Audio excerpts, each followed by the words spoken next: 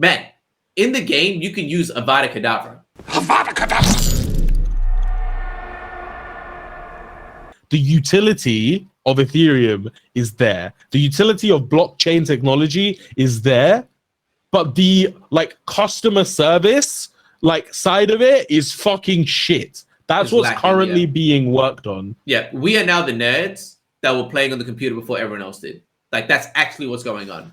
Yeah. Like, blockchain is going to take over everything. Okay, we are finally here with the very, very first episode of Apes Attic together with TSG. We basically are going to be doing this absolutely every single week. And 1 week is going to be on my channel, the next week on his, and we'll just rotate back and forth. TSG, what is this podcast all about? Fun. Nah, legit. We're just going to be chatting shit, man. Like the name suggests, Apes Attic. We're just a bunch of apes in the attic, just having a bit of a goof, kind of just talking about the shit that we want to talk about. Some crypto, some Web3 GameFi stuff, some Web2 games, and just really like culture, pop culture, movies, just whatever we really want to talk about, honestly. Just a different side of us outside of like Illuvium focused. Of course, we'll touch on Illuvium stuff if we see that it's necessary. But really, I kind of just want this to be just us kind of shooting the shit and having a bit of a goof, to be completely honest, man. So I'm excited. So just like an informal, chill vibe. Yeah. Nothing too serious. No hyper analysis or anything. But also, I think we're gonna actually end up having some pretty deep conversations along the way. 100% through this journey, which I'm excited about to have. Yeah. Like a different way, a different medium to express ourselves. Yeah. Honestly, man, it's legitimately just conversation that we'd have off camera, on camera. That's legit all we're doing. That's all we're doing. Hashtag so I'm pretty keen for it. Content. Yeah, pretty much. All right, man. So what's on the list for today? What are we actually going to be covering today? I know we kind of got a bit of a few things, right? A bit of a few things. We're going to kick it off with Harry Potter. So there's a game called Hogwarts Legacy coming in February 10th, 2023, which you told me about. I personally have I just never played Harry Potter games. I just never got into them. I think I owned one on my Xbox 10 years ago or some crazy shit. And I just remember having to move the controller into spell patterns. And I was like, this isn't intuitive. I don't like this. Yeah. Sell me this game because you know a lot more about it than I do. Yeah. Honestly, and I love Harry Potter. Oh man, dude. Honestly, we should actually organize a Harry Potter trivia quiz at some point. I reckon that would be sick. But dude, honestly, truth be told, my first ever I wouldn't say my first foray. I did some other stuff on content before. But the reason I actually started my channel, dead set, was around this game, actually. Before Illuvium, I was so excited about this game. I was like, I need to, pretty much make a channel. But I realized playing games with no one watching, it was just a dead idea. It's just, what I was trying to do wasn't even streaming. It was trying to play the game, record it, and then, make jokes, and then edit it after. Making jokes when no one's even there is so strange, man. But so that's actually what happened. That's how I got into all of this. But so this was the game because essentially, have you ever played Star Wars: Knights of the Old Republic? I don't know if you've ever played that game before. No, Mass Effect. I've played a little bit of Mass Effect, but not really. But I understand the vibe of the game. So I've never actually played Mass Effect at all, but I know that they've got a moral thing in there where you can choose what you want to say, like a Fable. You can choose right, like Oblivion a bit. Pretty much. So you can choose where you kind of want to go, right? And I remember as a kid, Star Wars, Knights of the Old Republic, even to this day, I actually play a run through of that game 1 and 2 once every year. Every year without fail, I'll run through those games once or just at least. Just because it's crazy, man. The story's deep. You can choose how you want to play it. And the replayability, you can choose different classes. There's just so much. And as a kid growing up, in my mind, I would always just be all of the Harry Potter games that we had was so trash. They just were. The only good Harry Potter game, truth be told, was Harry Potter Quidditch World Cup. Just because it was only about Quidditch. And I just had fun memories. But anyway, I was always the moment they make a decent Harry Potter game where you could do that, choose to be good or bad, that's game over. Like if they pull that off, that's going to be sick. And so that's actually what this is. And like Andrew's kind of mentioned it as well in a chat that I had with him. The lore of Harry Potter is super dark. Like for most of the time, they've kind of just glossed over it and kind of made it somewhat kid friendly, but they've never gone into the deep side of things where it's like just like the real dark stuff of where the dark magic kind of grows and where it comes from. Like Horcruxes, like really like that shit.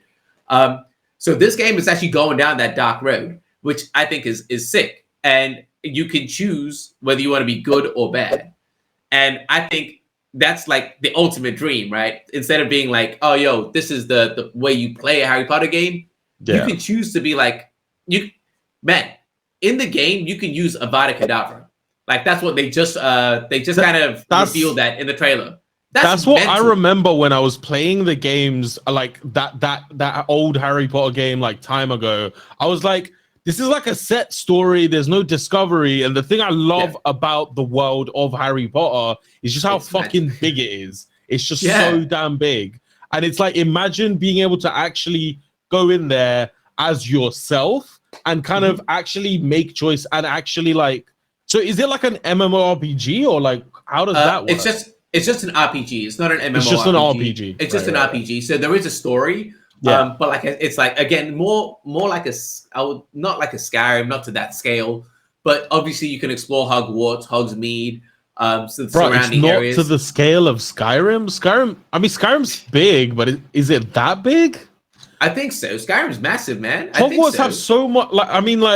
Again, I don't know. I might be so wrong. much money. Like, how are they not putting hella money into a proper game? I don't think this is done by Warner Brothers, man. This is it is a Warner Brothers game. This is Portkey Games. It's by Portkey Games. Yeah, they're done. Like that. Warner Brothers is collaborating with them, but it is obviously because it's the IP. But it's done by Portkey Games.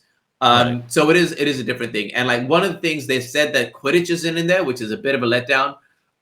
But again, we'll see. Like I've got high hopes.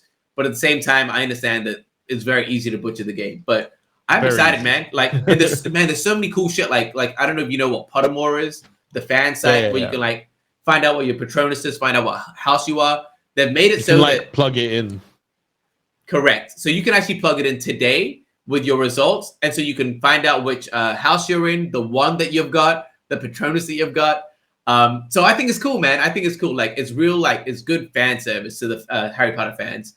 So again, I'm hoping it was meant to come out in December, but they pushed it back 2 months. So February, again, that's like I'm keen on it. I'm super keen to see where this goes. I think it's gonna be good. It's gonna be good. I'm keen as well, to be honest. I wasn't until this moment, but I'm actually excited because the possibility of an actual Harry Potter game where you get to experience it as yourself and there's like freedom, like that's pretty big. I think that's pretty big. Moving on to so Chris Pratt is going to be starring as Mario in the new Super Mario Brothers movie. I think they've got Bowser as like Jack Black. I think Seth Rogen's going to be in there. What's Seth Rogen? DK? Donkey Kong, Donkey right? Kong. Lol. Yeah. Yo, they've got like a lot of big names, man. A lot of big names. And like most of the time we kind of look at these superhero movies as like throwaway, video game movies, as like throwaway movies. But it looks like they're actually going all out here. So I'm interested to see. Like what are do you rate like these video game movies? Like, are there any video game movies that you actually rate highly? Personally, I really love like Marvel. Obviously, Marvel isn't like video game movies, but like I rate superhero movies. I watch any superhero movie that comes out. I will go to the cinema and I will watch it. Yo, all right, opinion, dead set opinion. Because I don't know how people are going to feel about this. I think the Marvel movies absolutely shit on DC movies. I hate the style of DC movies. Like, I feel like I get it. I get the stylistic approach where they're trying to make it like a comic book where they'll have like still shots with just the rain pouring down. And it's very like, like, I get the style they're going for, but I just don't fuck with it. I remember when it was like, Batman vs Superman? Yo, I hated that film. I was like, this shit it's just trash. Batman vs Superman actually felt like it was just pure trash. What I generally don't like about most DC is also it's a lot darker but it's not necessarily like when I watch a movie, I like to feel at the end of the day like I've learned something. I can take something out of this movie into my life. Like I remember watching even like The Joker, and I was like, this movie is flawlessly amazing. But I will never watch it again because it's evil, you know, like that's crazy. It's actually just like the energy, the vibe. Like I don't want to imbibe that, you know. I don't want that. That's why I don't watch horror movies though, because I'm a little bitch. Love that shit. So I love that shit. Yo, my wife hates it, man. Like I watched that Joker thing and I was laughing like him. Like just I don't know, man, because I used to be like a drama teacher as well. So like I love doing shit like that. It's just fun to me. No, it's definitely fun. I was just laughing like him, and yo, she was so pissed off every time, man. Like she would actually get mad. She's like, "Yo, stop doing that." But we've come out of many a movie with her pissed off because I'm imitating characters. I can relate to that. Yeah. Man, honestly, I feel like she gets pissed off over anything. I'll kind of just smile. She's, "Yo, why are you smiling?" Oh shit! I'm sorry. But yeah. Okay, besides the point that TSG needs marriage counseling, what were we saying? Superheroes. Not superhero. Again, video game movies. Yeah. For me, man. Again, it's not really a video game, but my favorite video game movie was Ready Player One. Obviously, is a thing, but I think Wreck-It Ralph. I know, like, it's not technically. I've never watched it. Movie. I've never watched. No way. Yeah. My favorite video game movie. It's not a movie, but I'll say movie. It is Arcane because it's not obviously a movie, but it's like something made from a video game. I've never seen it. I've never seen it. Oh my god, bro! Arcane is one of the best series on Netflix. We were talking about that before, right? I don't even play League of Legends, and it's just sick. All right, sick. I'll need to check it out. It's one of the best stories I've ever. I've had a lot of people tell me that. Actually, I've had a lot of people tell me that. I just don't watch too many shows, but 100%. But it's funny we were just saying that about Netflix. They have so many hidden gems. Like I don't know if you've ever watched. We're just going on a tangent, but Dragon Prince. Have you ever watched that? Fucking love Dragon Prince. Amazing, bro. That's actually a sick one. I love the random niche like cartoon shit. I love cartoons and like anime. So Dragon Prince, I await every season and then binge it. 100%. I'm with you. Dragon Prince underrated. No one talks about it enough. 100%. Super underrated. Nobody's ever talked to me about Dragon Prince. It's the first time I've ever had a conversation. It's like my dirty little secret that no one knows about. It's out here now. But now the Super Mario thing, I'm keen, man. When is it coming out? Next spring? We'll see. I think it'll be a laugh. We'll kind of see how it is. My first reaction when you mentioned it before, like we started, was cringe. That was definitely my first reaction. But then when I saw the rest of the cast, it's not just Chris Pratt, and it's not gonna. I'm very curious if they can pull off the style. Because if they can pull off the style, it could be quite cool. Especially if they're making it big budget, which by the looks of it, obviously. They're going all out. Yeah. I think they're gonna make it very like comedic, right? With like your Seth Rogen's and shit. Like that. Even Chris Pratt is like super comedic. Like I think it'll be. Oh, for sure, it'll have laughs. It'll have laughs. Yeah. But like, I'm almost like, are they gonna make it like completely normal world, and then he's just wearing a fucking red hat with an M on it, or are they gonna actually make it in Mario World to some extent? You know? I don't know, because there was an old Mario movie. World, then it's just kind of lame. Yeah, there was an old Mario movie. I don't know if you ever watched it. It's like dead. It's like horrible. And it's just set in like New York or some shit. And it's pretty bad. Like Bowser's not even Bowser. He's just like a lizard person. Like it's pretty funny. Funny. Mario is technically meant to be like a plumber, Italian plumber in New York, right? Yeah. I think that's why they did it. He's just in the fucking sewers and going through the pipes and shit. Like what? Yeah. I don't know. And then there's a mutated turtle down there from Chernobyl times, just like stealing his princess. Yeah. Dude was on drugs. Dude was on mushrooms. It's a whole Yeah, He it's a eats whole mushrooms along the way. Okay. Fire Emblem ain't like. Talk to me about this. I'm ignorant here. I'm super ignorant. All right. Yeah. So this just came out like legitimately like 15, 20 minutes ago with the direct, the Switch Direct. Man, Fire Emblem is massive. So Fire Emblem was a massive game in Japan and the Asian markets.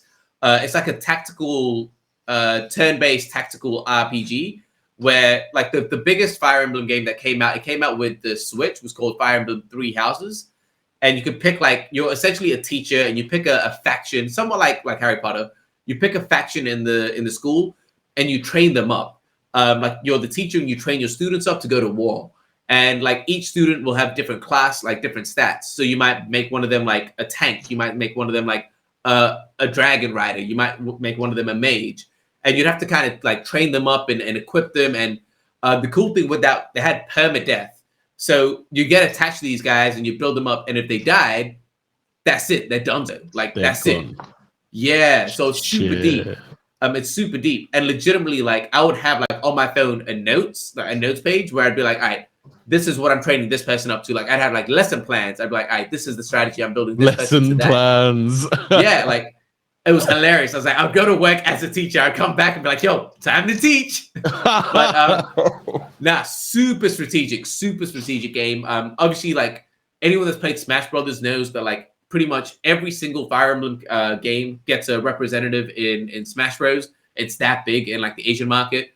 So it's cool, man. Like again, Three Houses came out, man, a while ago. So, and that was one of the biggest games on Switch. So the fact that this is coming out when January, yo, I'm excited. I'm so excited for this game. I know you don't care about it too much because you don't know about it, but man, I'm so excited for this game.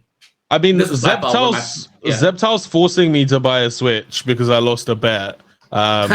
So who knows? Maybe I try it out. What's this like? What's the closest game that this is similar to? Final Fantasy, maybe, possibly Final Fantasy. I don't know if you've ever played that. Like, what is Final Fantasy like in a zoo? Oh wait, so there is like third person as well as So like in the main game. The main game is like a third person RPG. You're running around and doing things like doing quests. But then the battle mode is like it's like a bird's eye view. Yeah, and you can like move things around. Yeah, it's super strategic, man. Like dead set. It's like a rock paper scissors thing. Mages will be better against like tank units. Tank units will be better against like fighters. Like cavalry would be better against like I don't know. Like there's a whole bunch of things. Right. But it's sick. And then you have like dragons and shit like that. It's like it's super cool. Like I spent like because there was three factions. And there's actually 4 storylines where one faction could be. I'm not gonna like. It's not a spoiler. It's already happened. But one faction you could either choose a good route or the bad route. So there's 4 total like playthroughs. I legit played that game all 4 times. Like played through all of them. And that was like 40 hours. 40 hours per playthrough. Like it was nuts. Nuh-uh. So what's the most exciting thing about this game? Is it the fact that there just hasn't been one for a while, or is there like something specific about this game? To be honest, this came out like 15 minutes ago, so I just saw the news and I'm just excited that there is a new Fire Emblem game. Like they usually come out with like some spin-offs where it's like a Fire Emblem dancing game, like Japan. They do, but it's not a Fire Emblem game. It's not an actual Fire Emblem game. They're just using the Fire Emblem IP. Whereas this looks like it's actually going to be a Fire Emblem game, which is like super exciting. Yeah, super exciting. Because I can talk about this for a long time. But Cool, man. Cool. We'll move on. I just don't know shit about it, so that's fine. That. Yeah, no, not many people do. I'm sure like there'll be like a select few people that know what the fuck I'm talking about. Comment, like definitely show support to Fire Emblem in the comments if you know about it. Yeah, if you know. Just if you've heard the name. Peak. Okay. So we're gonna move into crypto territory a bit. Mm-hmm. Let's talk about the merge. The Ethereum merge. What do you know about the merge, son? Not much. I'm not gonna lie. I'm more like just in general, more like just the gaming side of things, and more just overall finances and like financial responsibility and things like that. Knowing the technical stuff is not my strong suit. Like two things that I know about the merge essentially is one, it's gonna increase scalability in regards to how many transactions per second. So that's massive. That should technically help with gas. Like gas wars shouldn't be as prevalent a thing. I don't think it gets rid of it completely. So I think there's still going to be a need for layer 2s. And the second thing is it becomes apparently Ethereum is now going to become deflationary. Those are the two things that I've heard that I understand. The scalability thing, I understand that. That makes sense. Deflationary thing, a lot of people are saying that it's good, but I do have a bit of a worry there. Just because like there's a reason we don't spend gold or like things that are deflationary. Like there's a reason that society as a whole tries to keep inflation at 2%, 3%, because it incentivizes people to throw their capital around it, like to move their capital. If something is completely deflationary, there's a reason why people don't want to just go around spending Bitcoin. Like it doesn't make sense because technically it should go up in price over time because it's deflationary.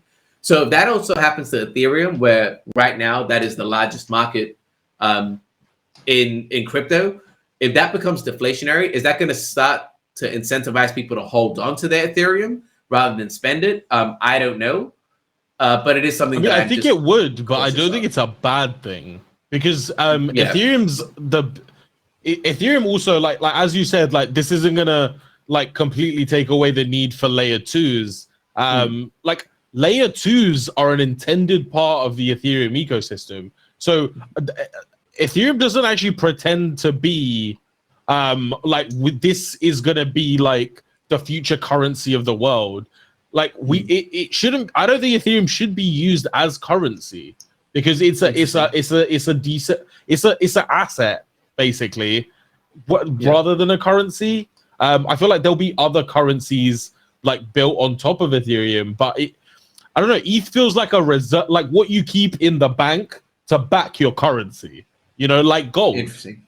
Right? I wouldn't want to use Ethereum as currency, especially as it continually increases in price. And it is, as you said, deflationary, right? Same as with Bitcoin. That's why Bitcoin can't be currency.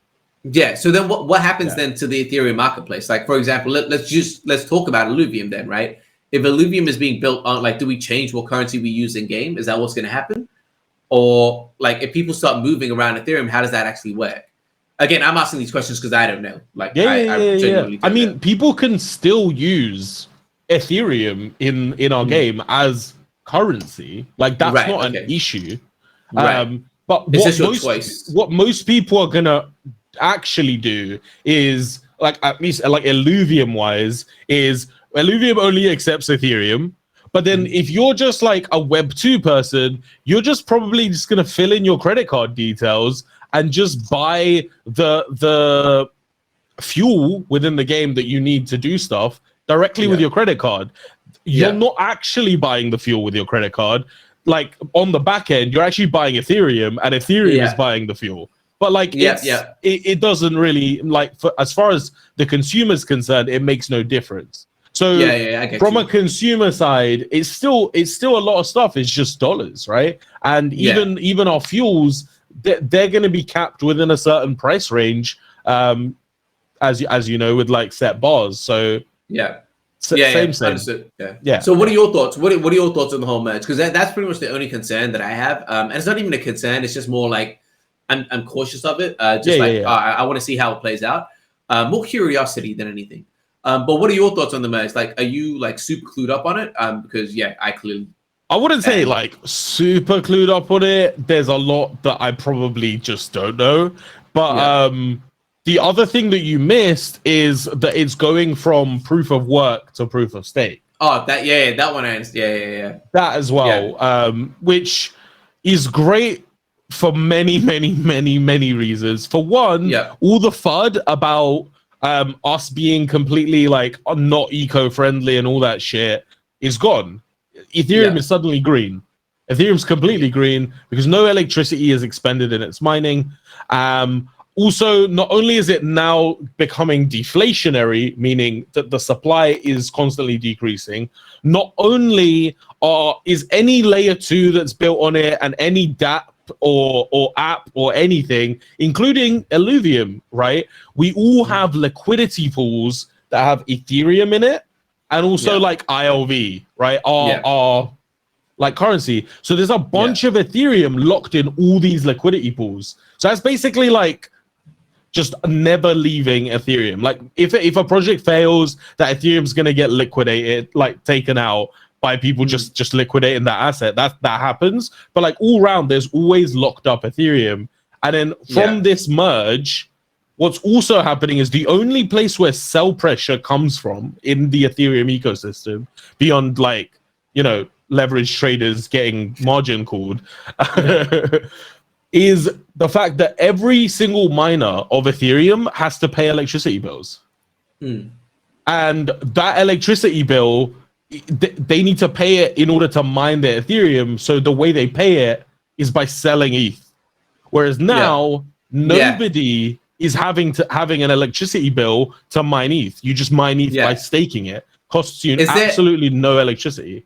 Yeah, is there like, because I've heard this this kind of question being thrown out there. Right. Is there like, could there be a problem with the whole proof of stake concept, with it being like not decentralized anymore? And what I mean by that is, if someone has a majority stake or like the largest stake, right? Because it's staking power is voting power, right? So the more you stake, the more you vote. Like again, for someone like me and you, it's probably not going to mean anything because we're not going to be able to be that person. But like, what if a government steps in? Because that could very much happen, could it not? And is there like what could am I wrong? Is that not gonna is that impossible to happen? You're very right. This can happen tomorrow. That's the truth. Right. Because it's not that expensive.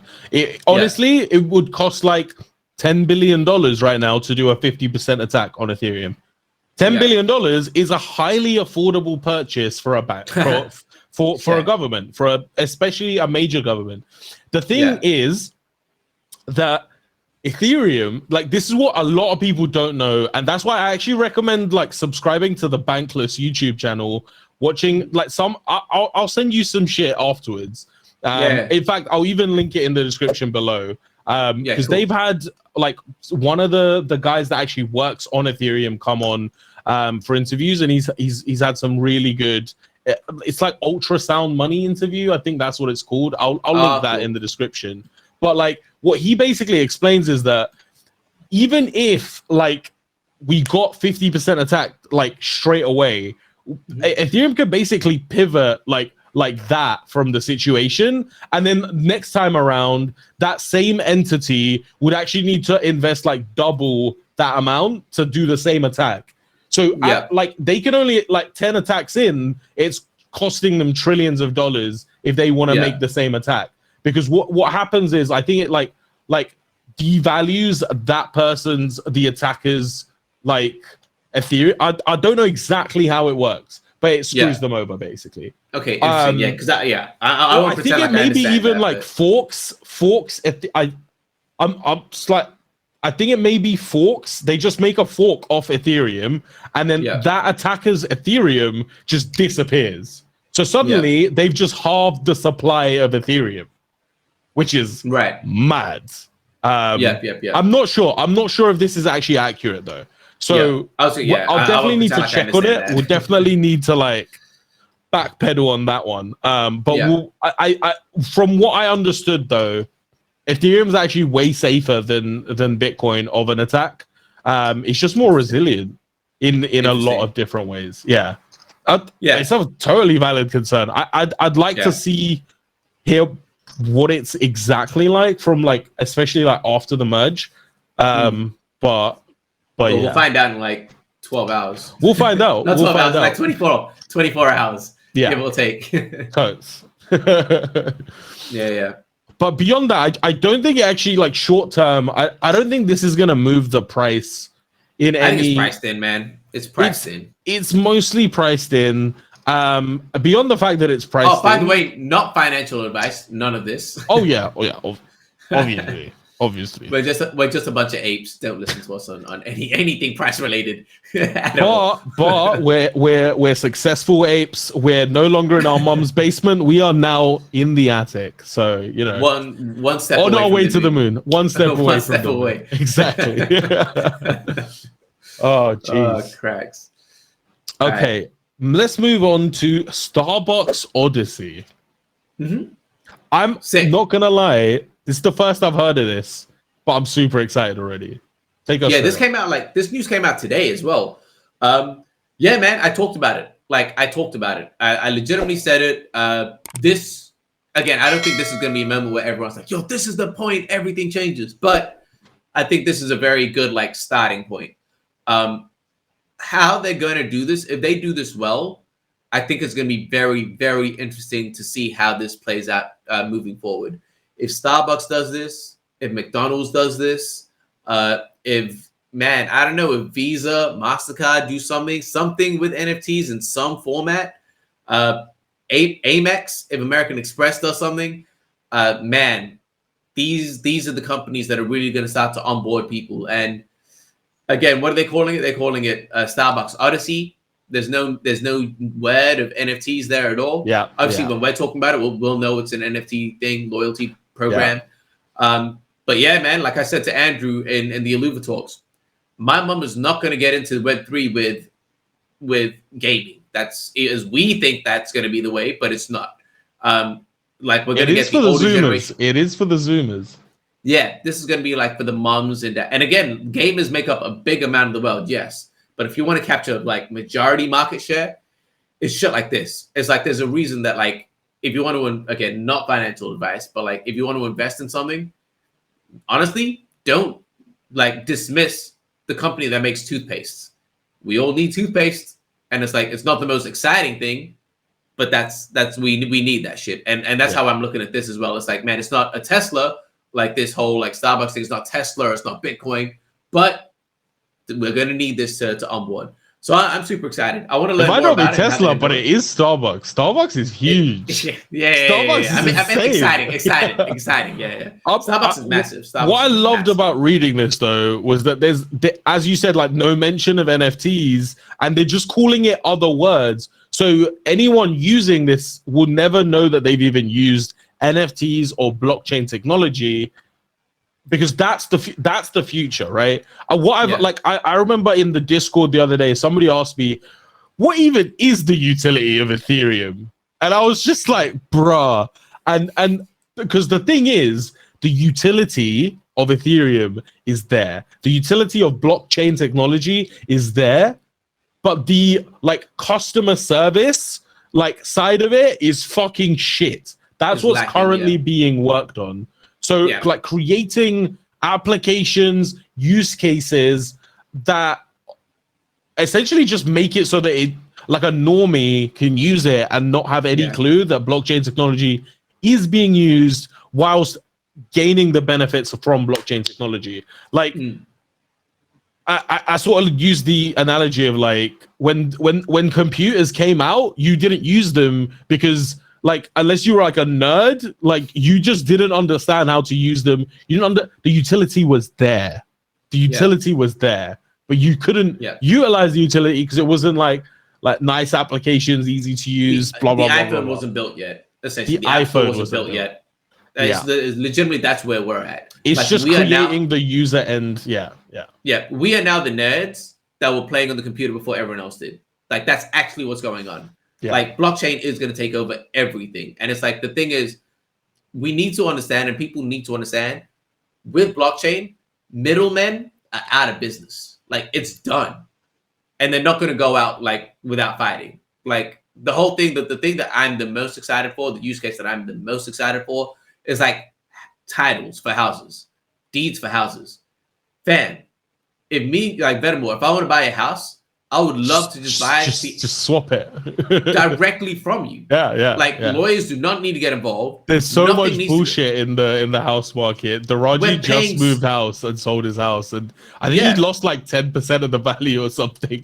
It's like selling the in house. fees and shit, in random fees, and like like lawyer fees, this and that fees, like somewhat like just mad fees. It's insane. And it's like all of these people, like all of these jobs are gone, fam. Like they're gone. In the matter of like, I'm calling it next I won't say 5 years. I'll say 10 years. Like we're going to live, again, it's like we are now the nerds that were playing on the computers before the iPhone came out. That's actually what's going on. And when the iPhone comes out and everyone's walking around glued to that shit, the way they glued, like they're going to be glued to the blockchain.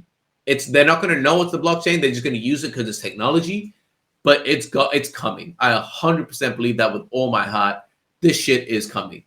So yeah, thank you, Starbucks. This is the good first step.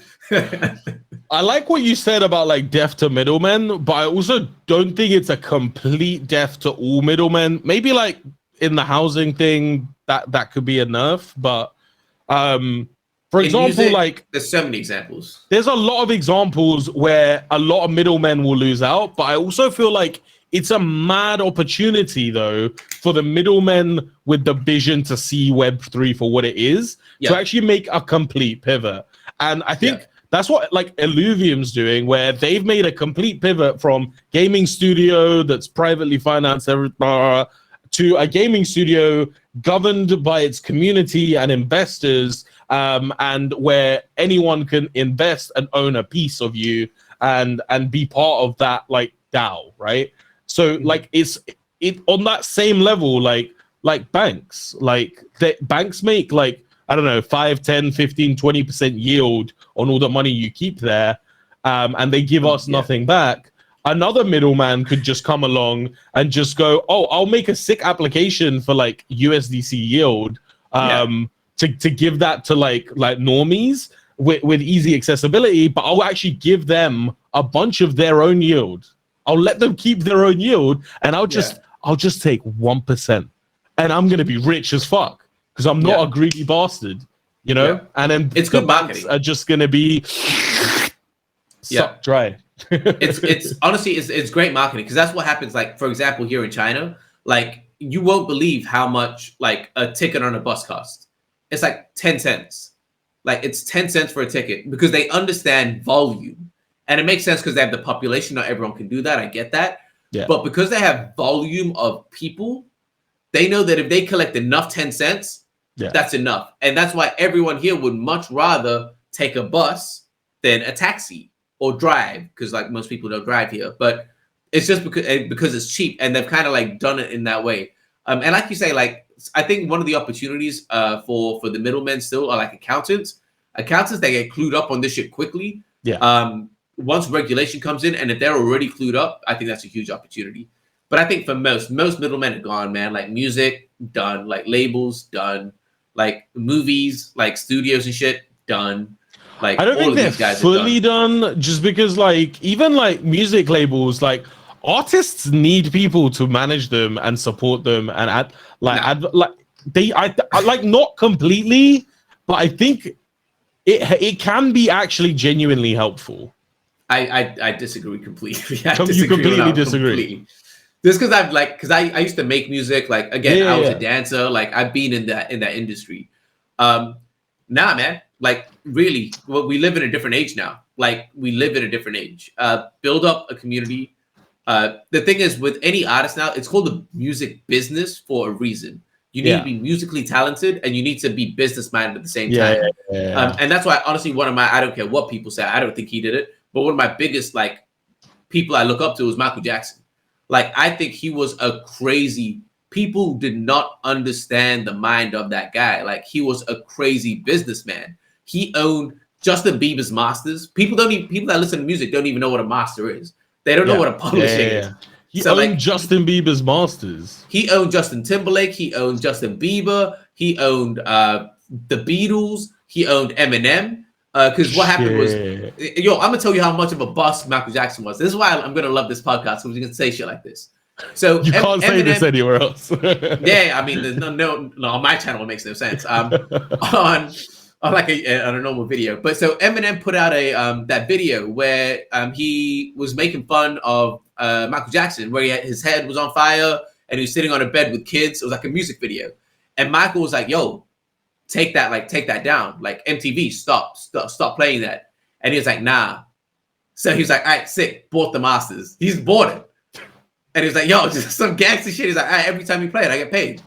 Appreciate you. Cool. Like, the video that took the piss out of him, he bought the masters for that video. No, he bought the masters for every single Eminem track. He owned Eminem. Yeah, but Eminem had to agree to sell it to him. Nope. Because Eminem did not own. That's why I say music labels. You don't understand. Because Eminem didn't own his own masters. Nope. Anyone that's with a label, that's how they get you. They support you with money, but they own your labels, but they which own is you. horrible for the artist. No, I agree with that. I agree with that. Conspiracy, I think Michael was killed. Like he owned 50% of Sony, like the publishing masters. I think they wanted it back. But yeah, so that's why I think again, like labels, I think in general are bad. I think and that's why I think getting rid of these middle guys. Build up Michael Jackson following. Was baller. I didn't know any of this. This is dude. sick. He was crazy businessman. Businessman. Yeah, he was crazy businessman. Legit, like crazy. Yeah. So I think all of these labels and stuff done. Like I think you make a great point. Like the rise of YouTubers, I think really shows it. Where there are actually people that have literally teams built around them just to make YouTube videos, and it's like high production value stuff. And I think it's very similar to what you're suggesting, like musicians are basically becoming. It is almost like YouTubers, but like making music, right? Yeah, and but like it's Russ, a similar enterprise. Yeah. Russ is the same thing. Again, he kind of was putting out like a song a week from his basement. He didn't have anyone. A song a week. He's somewhat good looking, so he'd put out a song, and then the ones that were doing well, he'd make an Instagram thing of him singing along to it. It'd get traction. It's just understanding marketing, right? It's just good business. Yeah. And then you'd find, like the same way that we're working on this together, you'd find like-minded people that say, yo, let me shoot a video for you for free. They become your homies. You build a working relationship. This is how business works. This is how life works. And you're going to need to do that shit. You're going to need to grind, have a business mind, be artistic. But yeah, man. So going back to the whole NFT thing with Starbucks, I think, it's going to take away all like these middlemen. Not all, again, most. Yeah. Yo, I love these tangents. Oh, that was a fun podcast. That was a great tangent. I'm loving this podcast already. It's a good time. This is a good time. Okay. So the NRL Bulldogs game.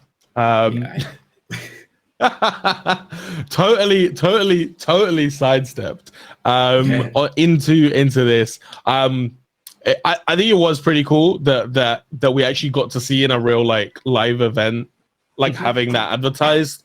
But much more key, like onto the actual NFTs. How do you feel about the NFT that you got? Well, like aesthetically, it looks cool. It was just a bit of fun. I didn't expect too much about it. I just think it looks cool. Yeah, there's not much to it. I'm just keen to actually have like the first kind of NFT merchandise, because obviously it's going to come with the jerseys as well. Yeah. But yeah, it's just a bit of fun. Like, what are your thoughts on it? I mean, I'm definitely gonna wear that jersey on stream. When I got this edit, like I obviously like when they advertised it, they kind of just showed a PNG of just the thing with no background. Yeah. But when I got it with the background, I was like, it looks sick. This shit's sick. It looks so clean. As far as I'm concerned, this is the cleanest looking like promotional or some kind of like, what do they call it? Promotional NFT? No, they don't call it that. They call it like when you go to Comic-Con and you dress up, what are you doing? Cosplay. They call it cosplay NFTs. Yeah, that's what they call them. Oh my god. Yeah, we got there. We got there. We found a way. They call it cosplay NFTs. I think it's the sickest cosplay NFT. Go ahead. Yeah. I think it's cool. And the ape is cool. I think it's sick that the supply is tiny as well. There's only like 256. I like that. I love that. Because I think like if people can buy the jersey from the NRL website, from their the Bulldogs website, and it just doesn't come with the NFT, right? Yeah. So only anyone buying it from the Illuvium website is actually getting the NFT. Yeah, and I think it's gonna be sick. Like once it's not like a value go up thing. It's a cool thing just to have as a collector. Totally. But like once Illuvium's out there for like 5 or 10 years, and like you said, there's only like 250 of these. That's just gangster to me, man. I don't know. That's just limited edition, bro. Yeah, it's just gangster. I got two. I got two as well. One for the wife. Yeah. Not financial advice. Nothing here is financial advice. And then like recently, like Roger was sharing a bit of merch that they're just basically going to be giving to team members. That everyone's getting a team box. Are you actually getting a team box? apparently. You scumbag, bro. I want a fucking team box. I need to slide into his DMs. Yeah, bro. Because obviously, I'm on the team now, so I joined the team like 1 or 2 days before this happened. Council members should get team boxes. I made a joke and I was like, "Yo, man, I just started. Am I included in this?" I was like, "Well, what do I need to do to get included?" He's like, "Yo, just hit me up with your address and we'll sort you out." So I'm like, "Cool." I don't know, but also I live in China, so I don't know how like it's gonna get to me. If it will get to me. If it does, then yes, I am. Yo, I'm gonna DM him. Yo, I'm a council member. Am I included in this? Yeah, what can I do to get involved? Yo, I'm gonna try for that. I'm actually gonna try for that. I'm keen on this, man. But I'm excited for merch generally. Like I'm so excited for merch. I made my own merch. Yeah. I'm so keen to like, again, when I'm on stream and shit or just doing videos, like not for every video, but once in a while it'd be cool to. Jesus Christ, man. mental. No, I think it looks cool. I think your thing looks cool. The fact that it's got your logo and shit. I think it looks mad. I like this one as well. Like the. Man, I told you should have got an Apes Attic thing though. You should have got. I should have. I didn't think about it. I didn't think about it when I got it. I got it like 2 weeks ago. It took a while to come. Yeah, it's cool. Should have done one ape and one. Like I literally could have done it. That's what I was. Yeah. It happens. It happens. But merch is gonna be cool. I'm keen for hoodies, to be honest, man. I'm keen for a like nicer hat. Yeah, and I don't know if I should say this. I'm probably gonna order like 10 t-shirts. I just have like hella t-shirts. Just wear just Illuvium merch just on camera. That'll be fun. I like these. Like I don't even know what these shirts are called, but you know the ones you can wear to the gym and stuff. The one that like dry quick. Yeah. I love this material. So definitely gym wear. This gym wear. Yeah, I love this shit. But yeah, man.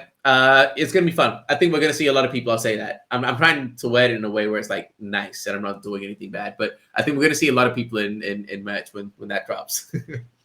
I mean, that's the other thing that they were talking about, like making it actually like luxury level merch and like because right now everyone is in web, like very much in the crypto space. So to some extent, like has money. So if they make just premium, I don't know if that's true. I don't know. I don't know if that's true right now in the bear market. I don't have any money right now. It's a hard time. it's a hard time. I got the job at Illuvium, so appreciate you guys. I appreciate you guys. I'm doing okay. Oh my God. Recently, Santiago tweeted.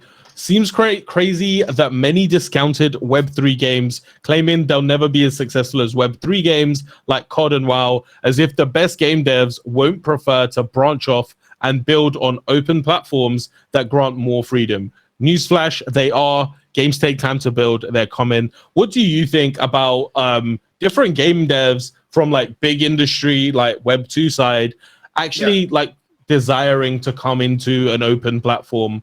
Like GameFi? I think it's obvious. Honestly, I think it's obvious. Like it just makes sense to me, man. Like I don't know how much people have studied or know about like game development in these like big studios like Crunch Time and shit. And for a lot of these big studios, man, like an EA or like something like that, during Crunch Time, they'll work these guys to the bone and then they'll lay them off because they've got like time before they need to start building up. Yeah, the next game, right? So they'll kind of like have a few months of layoffs and then they'll kind of build them back slowly. Crunch time, the cycle repeats. I think that's dead, man. I think it's just trash. It's just rough. And obviously, like we had the conversation with Santiago last week on the podcast. People are going to want to move to open source projects. It just is what it is. Like open source, they can actually express themselves, do shit. It's more fun. You have creative control to a certain extent, of course. But yeah, man, I think it's like the same reason that it's crazy now that I'm starting to work a bit more on Web3 part-time and like take away the game dev side of things, but like just working in Web3 compared to Web2, man, like, yes, it's crazy because working in Web3 is so many more hours but I wouldn't have it any other way. It's shit that you enjoy doing. It's like the people you meet, the conversations you're having, the things that you're working at. You're pretty much working towards the future that you want to build, your vision.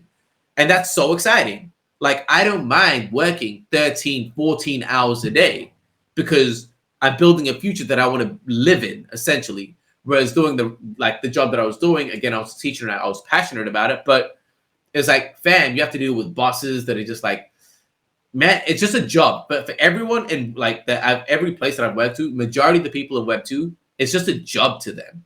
Yeah. And in Web 3, it feels like it's a passion for them. It feels like it's a purpose for them. And I think that's the same thing with game developers. I think game developers, most of them, I think are incentivized by the passion of it and the creative side of things rather than money. And I think Web3 allows them to do that. Plus, when the bull market hits again, gives them the money as well. So again, when I say it's obvious, that's kind of where I stand. I don't know, like you're nodding and saying a lot of yeses, so I'm assuming you agree. I mean, every time I've heard anyone from Illuvium like have to answer a few questions, and they're like, what's it like working for Illuvium? And they're like, honestly, like, this is the best thing I've ever done in my life. Like, this is like I wish I'd always like this is it. Yeah. And they, as you said, like passion. It's not just a job. And then especially if you like start working in Web3, but then you go down the rabbit hole and you start realizing crypto. Actually, like, I'm at the point in my life personally where if crypto doesn't succeed, I actually can't imagine a vision for the future where the world's global economic situation isn't fucking apocalyptic. You know? Yeah. Do you know what I mean? Makes sense. Like, we need this technology in order to survive everything that's going on, Yeah. And we're not only working like to create a game, but we're also working as part of an industry to change the world. And that's what? We're part of some mad shit. That's sick. And that's why, that's why I say like, something bigger than yourself is. And that's why I say working 13 hours and everything. It's like, man, it's like you're doing it because you're building this vision of this future, and that's what I mean. It's not just a game. And again, like the people that you meet here in the hustle. I know like hustle gets a bad rep, so don't do that shit. For me, that's what I've done my entire life. So I won't say my entire life, but like my entire adult life. So like that's all I know. And it's cool to be around that. Like, honestly, I'll say this publicly, like, because I'm an amazing teacher. And for the past 10 years that I've been teaching, every job I've gone into, every interview, I'm like I never was nervous because I was like, I'm going to be the best teacher you hire. It's a blessing for you to hire me. I've always walked around with that kind of confidence because it was the truth. Like, it just kind of was the truth. And this was the first time in 10 years. Like, imagine that. Like, dead set, imagine that. Like, as a human being, I've walked around for a decade thinking I was the best at what I do. And for the first time in 10 years, I'm meeting people. I'm like, yo, God damn. Like, these people are killers. These people are monsters in this shit. Like, I'm legit like no one. I need to figure this out. And I'll share the story as well because I've told Kieran, he knows the story now. So like, I don't need to hide it. But during the interview, he asked me to write up a business case. I think I don't know if I told you, but I'll say it publicly. I think it's a hilarious story. But he told me to write up a business case. And in the interview, I was like, yeah, no problem, man. I'll get onto that. I'll figure it out. I remember you slid into my DMs like, bro, what's a business case? Yeah. Yo, dead set. Because like I spent the entire interview being like, yo, trust me, I'm gonna figure it out. Like whatever you tell me, I don't know, I'm gonna figure it out. So I spent like a good 20 minutes telling him that. And at the end of it, he's like, yo, I need you to do a business case. I'm not gonna tell him, oh, I don't know how to do that. I just told him I'll figure it out. So I was like, yeah, for sure, man. I'll figure it out. Yo, dead set. The moment that interview was done, YouTube, what is a business case? So legit, I figured that. And yo, dead set from that moment, what is a business case? 13 hours of direct work. I didn't take a break for 13 hours, 8-page business case. I got the job. It was a banging business case, not gonna lie. Yo, I killed it. I killed it. Like, it was amazing. And I wasn't sure, but obviously I had a lot of help from people. Annie, who was one of the greatest people that helped me out. Nick as well. But like I kind of laid it out to them. I was like, yo, this is what I've got, and they kind of helped me. But that's the kind of shit that excites me in the Web3 space. And going back to what Santi's saying, again, anyone with that kind of mindset of, yo, let me figure it out. Like, let me be creative. Let me be analytical. Let me push myself. Man, you're not going to fucking do that in Web 2. No one's going to push you like that in Web 2. That kind of shit only happens in Web 3. So, yeah, appreciate you, Kieran, for giving me this chance. I mean, the other thing is that they're not only that people won't push you in Web 2, like people do push you in Web 2, but you just feel like it's not for your benefit and it's not for the benefit of everyone. They're pushing you for their benefit. That's how it feels like in Web 2. Like I've worked in construction. Anytime that they're just absolutely pushing for extra out of you, it just feels like they're milking you, taking away life force from you to put extra like money in their pocket. And that's literally how it feels. Whereas when you're actually doing something that you're passionate about, any extra energy you give is you giving a gift. You know, when you give a gift, you don't feel like, oh, why did I give that? Like you're just hyped, you know? And you grow, man. Like I told my wife this as well. Yo, fam, I learned more doing that business case from an interview than I did in the last 2 years of my current job. Like I grew more as a human being in that one interview than 2 years of my job. I was like, yo, I'd be an idiot to turn shit like that down. Jesus. I mean, you definitely reacted in the big dick way of like, I can do it, and then just making it happen instead of just like, you know, closing up, afraid. Like, can I do this? I'm just not gonna manage. Sorry, Kieran, mate, not gonna be able to do this. Well, like worst case, I do it back. Like, again, worst case, again, this is something that I wish people could understand, man. Worst case, if you don't try some shit, your life is not gonna change. Your life is going to stay the exact same. The worst case is that nothing bad happens. Nothing's going to change. So the best case is fucking something try. Good happens. Yeah. And something could happen, right? Yeah, exactly. Like, look at my life, man. Fucking completely different. Completely changed now. You got to keep trying. Pretty much. Just keep trying and shit keeps popping your way. And yeah, like, I'm fucking loving this conversation. Jesus. It's good fun, man. And it's like that. It's like that. Is it Henry Ford? I think it's Henry Ford. It's like, if you think you can and you think you can't, you're right. It's that. It's literally that. Like, if you think you can succeed and you just live with, like, you show that with your actions, you will eventually make it in whatever you're hunting for. Like, the other thing that people, especially our generation, man, we're the most impatient generation going. People need to grind and receive no attention for their efforts for like 5 to 10 years to be successful at what they do, in like generally speaking. And then like our generation, it's like, if I'm not famous in a week, what I'm doing isn't working. Yeah, people just no.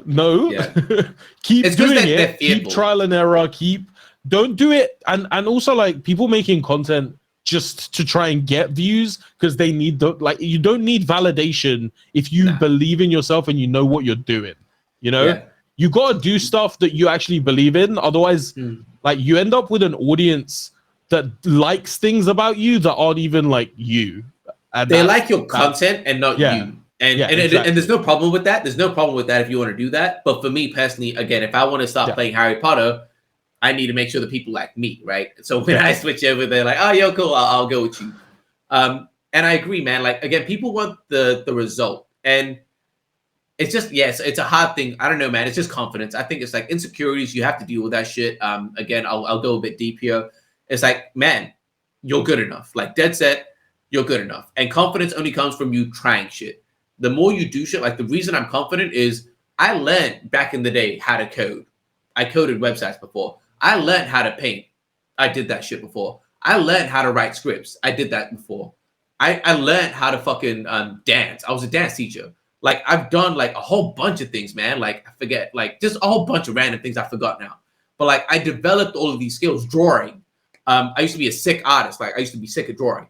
And it's like all of these things. And it's like the thing is, once you realize this shit, there's like, of course, there's talent, but all of this shit is just hard work. You can learn anything that you actually want, algebra and shit. I used to just practice algebra for fun and physics for fun. Like, you just do the shit, and and the thing is, like your brain, you train your brain to realize that, like, oh, when you say what if you think you can and you think you can't, either way, it's right. Once you prove to yourself that you can every single time, nothing in front of you is like you can't. Either you fuck up. In my mind, I fuck up, and I can do it again later, or I can do it next time, or I get it. But the whole I can't is not a thing. The only time I feel that is in the gym. And that's why I told my coach this, and it gets me frustrated. Because it's like, in my mind, everything mentally I can fucking do. But the physical limit, my mind is like, yo, you could do this shit. But my body just physically can't do it, and it fucks with me. That fucks with me heavy. That's the one place I'm like, yo, this shit humbles me. The gym humbles me crazy. Yeah. Well, man. Some might say that you need humbling, but that is. I mean, yo, don't worry, I'm getting it. Relax, guys. Every day at the gym, I'm getting that shit. Every day at the gym. I love that. So, I heard you mention that like. Obviously, you want people to like you for you, not just for the exact type of content that you're making. So, and if you want to, like, you know, play Harry. So, are you saying that you're gonna rug pull us for Harry Potter at some point? 100%. Nah. Anyone that knows me already knows I do a whole bunch of random things. So I'm just gonna keep expanding my I'm gonna say it now, my empire essentially. I'm going to keep pumping out content. I'm just going to do other things. Like, I want to start a reaction channel as well at some point.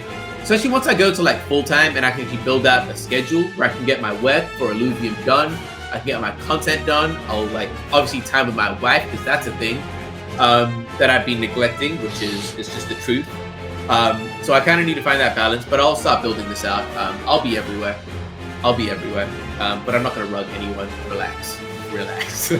From the moment you said empire, I'm definitely inserting Star Wars music from that point.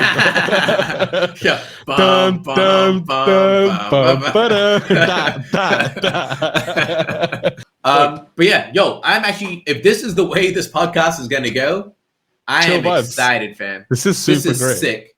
This is sick. Yeah, just like the personal shit, talking, having a good time. Like I said at the beginning. This is off-camera chats on camera, essentially, is what we're doing here. So now, I'm sick, man. This is sick. I appreciate you. This is a fucking vibe. This is a vibe. And anyone watching this, just so you know, like tomorrow on my YouTube channel, there's going to be a video going live that is basically all of the meme competitions. We're going to go through all the memes, me and TSG, of people taking the piss out of us. It's actually going to be fire. That's all I'm saying. It's gonna be a good time. That's. I'll leave it there. All right. Cool. Sick. All right. Awesome, guys. Appreciate you guys. I don't know. Do you want to close this out? No, like that's it, bro. That's it. Take care, everybody. Right. We'll see you in the next one. Like, subscribe, notifications. All right. Peace out, guys. Peace.